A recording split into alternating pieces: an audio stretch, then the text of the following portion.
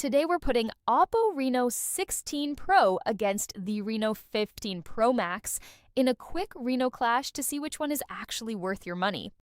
On paper, the Reno 16 Pro brings a brighter display, a slightly faster chipset, and improved battery efficiency over last year's model. But the Reno 15 Pro Max still holds its ground with a more refined camera system and surprisingly strong low-light performance.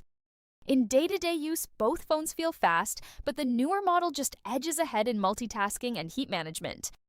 The 15 Pro Max, however, still wins in camera consistency and color tuning. So which one wins? Honestly, if you want raw performance and battery life, go for the Reno 16 Pro. But if camera quality matters more, the Reno 15 Pro Max is still a solid pick.